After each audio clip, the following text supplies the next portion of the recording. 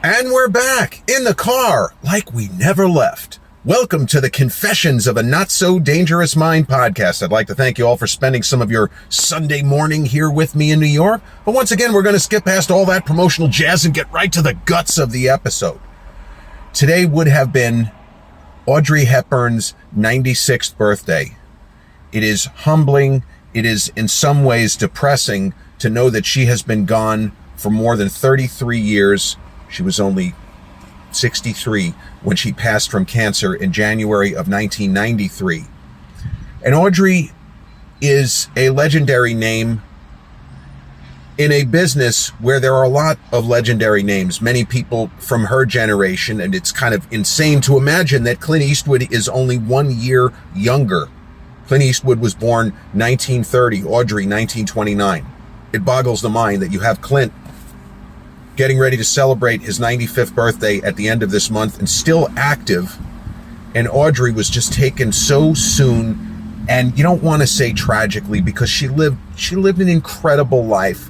She lived the life that she wanted for the time she was here. So it's not as if she left so much on the table. She did what she wanted to do with her time, with her money, with her love that she had for so many people. I mean, if I'm asked the question off the top of my head, who are the most charitable people to ever work in the movie business? And bear in mind, there's different kinds of charity. There is devoting enormous amounts of money. There is devoting enormous amounts of your actual time. And then there's both. And the two names that repeat, Paul Newman and Audrey Hepburn. Paul Newman gave crazy amounts of his fortune to worthwhile causes. And I know you can make jokes about that because worthwhile could mean something different to different people. But in the case of Newman, he was the sort of personality who made sure that money was not being funneled the wrong way. Like, he didn't just randomly give $1 million to this and $2 million to that. He was very careful.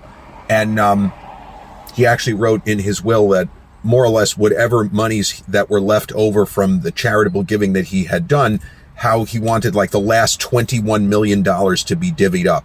Now, Audrey Hepburn, I'm not sure that anything like that took place, but when she left the movie business, and I want to say her last film in her sort of career proper, meaning when she was active or somewhat active, I think it was Robin and Marion with Sir Sean Connery, a sort of unconventional spin on Robin and Marion, like Robin Hood. Connery plays a certain iteration of Robin Hood in the world of that film. But Audrey Hepburn then began focusing her energies almost entirely on humanitarian efforts and humanitarian causes. And I don't ever want to drag somebody for not necessarily doing charity the way that Audrey Hepburn did it, because I can remember when she passed, there was a lot of talk and comparisons to, let's say, for example, Elizabeth Taylor, who gave a ton of money to similar causes. But Elizabeth Taylor didn't spend as much time in hot zones and literally living amongst indigent people as Audrey did and had. And then there was like some people just taking veiled shots at Elizabeth Taylor, which is just fucking stupid, because not everybody does it the same way. And the fact that Elizabeth Taylor's heart was in the right place, so she didn't spend months of her life living in swamps. Like, who cares? Audrey did what she wanted to do. And one of her quotes about that she had two hands to try to use both of them to help as many people as she could. And even in her movie career proper, again, up to, I believe, Robin and Marion, nobody ever had anything negative to say about her. She seemed to have gone her entire career without pissing anybody off to the point where they trolled her in their autobiography or unnamed studio executives said she was worse than Faye Dunaway. Nothing. She seems to have been exactly the representation that we believe that this really was her. She really was that great of a person. And when I mention about the career proper and then that she left Hollywood to focus on these humanitarian causes, there are a couple of stories, one of which includes Audrey Hepburn, but there are a couple of stories where a massive name in the business, in Hollywood, who already is on friendly terms with a particular legendary individual, come hell or high water, decided they were going to have them take part in a particular film, in a particular role, and were willing to go to the mat and do everything possible and then some to get them to agree to, in the immortal words of Alec Baldwin in Glengarry Glen Ross, to get them to sign on the line which is dotted. Sometime around 1992 or 1993, as he was preparing a not very good interpretation of An Affair to Remember with his bride, Annette Bening, Warren Beatty, the movie was called Love Affair, he decided there was a key role of an elderly woman. For reasons known only to Warren Beatty, he was not going to make the movie unless he was able to secure the services of Katharine Hepburn. It was just that simple. He was going to work with Katharine Hepburn on this project, or he may have, because Beatty was notoriously difficult to pin down on projects, he may have punted that thing entirely. So he put a full court press, and we know Warren Beatty could be very, very persuasive when it came to the ladies, and I'm not making any jokes here, but he did a full court press for months and months and spent, by his own admission, thousands and thousands of dollars on gifts, on chocolates, on flowers to try to get Katharine Hepburn, whose health really was not great by that point, to try to get her to come out of retirement. Please, Miss Hepburn, please.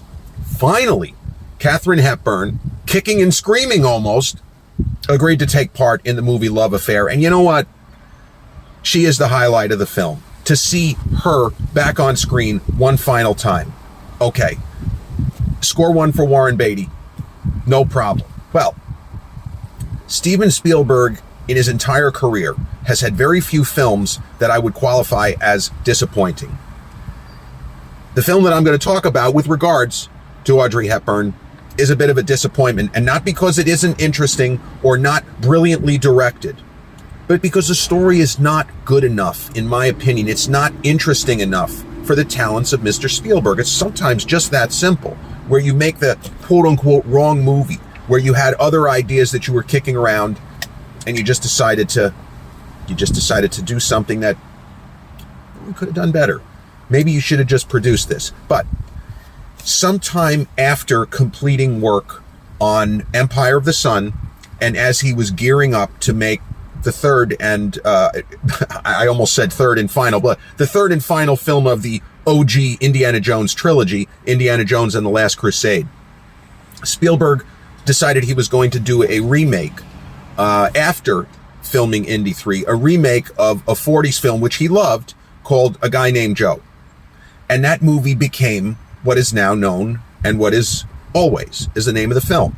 And it's a very unconventional romance with, I don't want to say supernatural elements, but with ethereal, heavenly, otherworldly elements. It's a little bit like Ghost before Ghost. Actually, it's a lot like Ghost before Ghost now that I'm thinking about it. I never really compared those two films, but Spielberg decided he wanted to make this movie about a hotshot pilot, the kind of guy who puts out fires. Not a smoke jumper, but the guy in the plane who is dropping water and other, chemicals that are flame retardants and whatnot. Richard Dreyfuss plays this guy who has a woman played by the always fire Holly Hunter. What an amazing actress, by the way. What a fucking lifelong end boss of an actress Holly Hunter is. And the two of them, they have this seemingly weird symbiotic relationship. They're in love. Do they tell each other they love one another? Are they going to get married? There's all of this kind of stuff.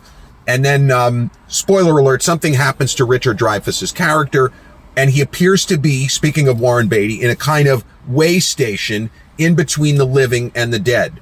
It seems to be. Maybe it's all just a dream. I do not know these things. But there is a character of, is it a spiritual guide? Is it an angel? Is this Cuba Gooding Jr. with Robin Williams in What Dreams May Come 2 decades later? I don't know. maybe it's all up to interpretation, but in a similar vein to where Warren Beatty just almost lost his marbles trying so desperately to get Katharine Hepburn to take a part in this trifle of a remake of An Affair to Remember. And you know what? Generally speaking, remaking Cary Grant, not a good idea, because as suave and debonair as even late era 1994 Warren Beatty is, he's not Cary Grant, for crying out loud. I mean, are you kidding? Well, that's neither here nor there, but Steven Spielberg earmarked the role of the Celestial Guide in his film Always for Audrey Hepburn. And he was not going to make this movie without Audrey. With all of Spielberg's influence, with all of the goodwill that he had developed within the film community for being somebody who had supported movies to such an extent, he was also a preservationist, and is, along with, his buddy Martin Scorsese. It took a lot of work, not as much in the way of money as flowers, because Audrey would not have been going for, what Catherine, with all of the gifts, she would have just wanted Spielberg, maybe he got her to do the role by donating $5 million to her favorite charity. I have no idea, to UNICEF. Maybe this information is available, but I feel like I would have read it if it was something like that. But he finally, after months, got Audrey to agree to play this role of the Celestial Guide, I think, for Richard Dreyfuss's character. And the really sad thing is that Audrey was still in her 50s when she shot this. She was 59 to be exact, when she shot her scenes for this film. And she already looked as if she was feeling the ravages of what ultimately took her. And there's no documentation. I hate to say it, this is the sort of information which would be readily available in 2025. We would already have known that Audrey was sick if this is, 30 some years later. But she looks a lot older than what she was at the time. And for somebody who, as late as the late 1960s, still looked like a kid, it's really sad to me, as somebody who appreciates her status not only as a wonderful film actress, not only as an extraordinary humanitarian, but a fashion icon. Like Audrey Hepburn did everything. And there are people who become inadvertent fashion icons, such as Diane Keaton, from a completely different angle than Audrey. But roles such as Breakfast at Tiffany's, playing Holly Golightly, and iconic roles like that, nobody did it better. Audrey Hepburn, as a screen performer, she wasn't a groundbreaking talent, but she had a screen presence that maybe often imitated but never duplicated. She was amazing on screen. And when I think of, she won her first Oscar for the film Roman Holiday, 1954. She's 23 and 24 when it's shot. And she had just a vibrant presence on screen, whether she was playing flighty characters, because she was really good at that. But my favorite Audrey Hepburn performance, and my favorite movie that she is in, is a film with the aforementioned Cary Grant, Charade. And Charade is a film that, when you look back on it, it's miraculous that the also legendary Stanley Donen, who famously did a tap dancing number, top 10 greatest moments in the history of the Academy Awards, 100%, top 10, maybe even top 5. Stanley Donen at the 98 Oscars, the Oscars of Titanic for reference, gets a Lifetime Achievement Award from none other than Martin Scorsese. Stanley Donen, who did Singin' in the Rain, among others. But he also produced and directed Charade. And Charade it has been called the best Alfred Hitchcock film that Hitchcock didn't make. It has a Hitchcockian feel. It's not quite as dark as North by Northwest, which has a similar tone. But the alchemy, the magic of the performers that Donen was able to assemble for Charade, getting Cary Grant, with Audrey Hepburn, whose character nominally is the lead, but somehow, because Cary Grant is such a alpha on screen, it feels like it's his movie, even though it's actually her movie. But getting the amazing Walter Matthau in a pivotal role, and the great George Kennedy, who 4 years later, won the Oscar for supporting actor for Cool Hand Luke, and another all-time home run hitter and Oscar winner in James Coburn. Just a phenomenal movie. And the chemistry between two of the goats in Carrie and Audrey. I mean, they look so good together, even though he looks old enough to be, speaking of Indiana Jones and the Last Crusade and Harrison Ford and Sean Connery, when Harrison points out to Connery, you're old enough to be her, he starts to say father, and then he corrects himself. Sorry, had to start driving there. So the idea is that Audrey still looks so young during filming of Charade that Carrie, somehow it works, but he looks much older than her than he actually is. It's just to the testament of their abilities and the incredible chemistry they had just as performers. I don't mean even romantic chemistry. Just that they're two of the most glittering stars to ever work in the movie business. And they were at the right age for this particular film. Because even though Audrey was already well into her, I mean, how old was she? Like 33 when this film was shot.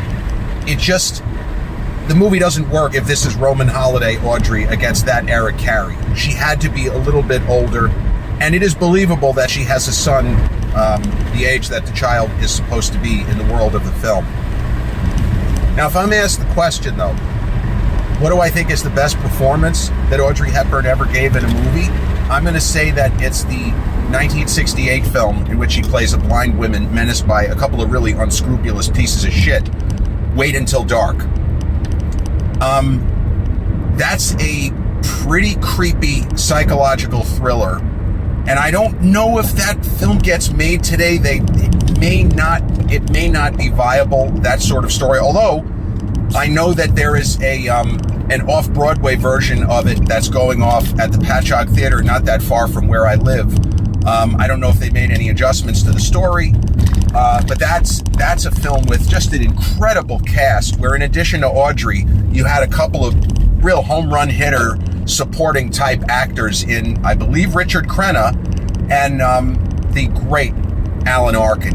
And Alan Arkin was good. You talk about somebody who could be funny and who could be serious and who also could just play pure menace, as he does in Wait Until Dark. And yeah, in the world of that film, Audrey is a woman without the power of sight who, in an almost Daredevil sort of way, her other senses are heightened enough to where she almost seems to have some kind of radar where she can't see, but with her ability to discern and decipher sound and movement, she's not just an ordinary person without the power of sight. It's just great acting by her. And almost all big stars have certain kind of facial tics and vocal inflections that they're famous for.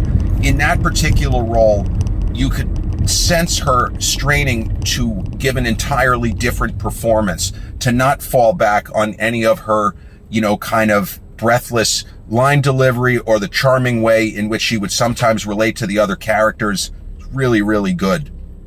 Another film that she did that I thought was fantastic is it's kind of a bit of a road movie, but also a drama about the realities of marriage and divorce, called Two for the Road. And another great performer who unfortunately is gone, in Albert Finney. They looked so good together. And Albert Finney was one of those actors for me, he could be great or he could be really lousy, and it was sometimes difficult to discern which was which. I don't like his performance at all in Erin Brockovich. Number one, I think he was miscast. Number two, I just don't think the performance works, and yet he was nominated for supporting actor. So obviously I am in the way minority with that one. He did a movie with Jill Clayburgh and Kyle MacLachlan, among others, called Rich in Love, Albert Finney in the early 90s. I don't like his performance in that film either. I just think that he's completely off and not calibrated right. But on the other hand, you look at what he does in Tim Burton's Big Fish, and it's an absolute home run. Well, in Two for the Road, Audrey brings out the best in him. And there's a certain point in that movie where they cease to appear like regular movie stars and legends of the business. Well, they would become legends in the case of Albert Finney for sure. Audrey was already a legend by by the early 70s. But they start to feel like a real couple, straining desperately to keep what they have, to not lose it, to not end up getting a divorce. Albert Finney played a similar role in a Sir Alan Parker film with the aforementioned Diane Keaton, Shoot the Moon, in the early 80s. That is a darker, kind of grittier version of Two for the Road, where you have a couple that is probably at the end, but there's a lot more rage, and there's just a lot more animus, and almost a sense of wanting to hurt the other person, which I certainly didn't get in Two for the Road.